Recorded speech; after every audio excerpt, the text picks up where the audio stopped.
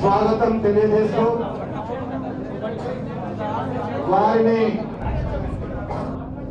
మీ ఓట్ల కొరకై కన్న తండ్రికి కూడా చిత్తిపెట్టని నాయకులు 1000 కోట్ల పైన ఆస్తులు జప్తు అయిపోయి 16 నెలలు జైల్లో గడిపిన నాయకుడు వైఎస్ఆర్ పార్టీ అని తండ్రి పేరు పెట్టుకొని తండ్రికి చిత్తిపెట్టకుండా పదవిని ఆశించిన జగన్మోహన్ రెడ్డి యొక్క వైఎస్ఆర్సీపీ పార్టీని నమ్ముతారా?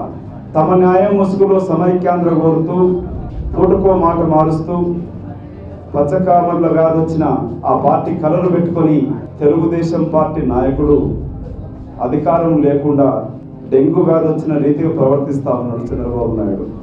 కాళ్ళ ఎముకలు ఎక్కడ ఇరిగిపోతాయన్న తీరులో మతి చలనం లేని విధంగా ప్రవర్తిస్తూ అధికార దాహంతో ఇటు తెలంగాణ ప్రాంతాన్ని నేను విస్మరించలేదని మాట్లాడుతూనే ఇంకా అడ్డుకునే ప్రయత్నం. ఈ ఇద్దరు నాయకులు యూపీఏ భాగస్వామ్య పార్టీ నాయకులను కలిసి మాకు ఇంకా తెలంగాణ సీట్లు వస్తాయి అంటున్నారు. మరి ఇక్కడ తెలంగాణ తమ్ముళ్ళు అంటున్నారు. మా తెలంగాణ ప్రజలు బుద్ధి చెప్పగలుగుతారు. వైఎస్ఆర్సీపీ తెలుగుదేశం పార్టీలకి ప్రాంతీయ పార్టీలకైతే ఒకటి నాయకుడు. కాంగ్రెస్ ఒక జాతీయ పార్టీ. జాతీయ పార్టీలో ముఖ్యమంత్రి పదవి చాలా చిన్నది. కాంగ్రెస్ వర్కింగ్ కమిటీ రిజల్యూషన్లో ముఖ్యమంత్రి స్థానం అతి చిన్నది. పార్టీ అధినాయకత్వ నిర్ణయాన్ని ముఖ్యమంత్రికి ఆపే శక్తి కానీ అధికారం కానీ లేదు.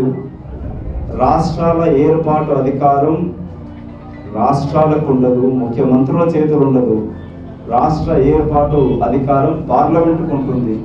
పార్లమెంటు చట్టం ద్వారా రాష్ట్రం ఏర్పడుతుంది కాబట్టి రాష్ట్ర ముఖ్యమంత్రులకు దాన్ని ఆపే అధికారం కానీ లేక రాష్ట్ర ఏర్పాటు చేసే అధికారం కూడా ఉండదు. కాబట్టి ఎన్ని ప్రయత్నాలు చేసినా ముఖ్యమంత్రి కానీ లేక చిత్తూరు జిల్లా ప్రతిపక్ష నాయకుడు కానీ జైలుకి వచ్చి మళ్ళీ జైలుకి వెళ్ళి సిద్ధంగా ఉన్న నాయకుడు రాష్ట్రం తిరిగినా కానీ రాష్ట్ర ఏర్పాటు రాజ్యాంగ ప్రక్రియ ఆగిపోదు.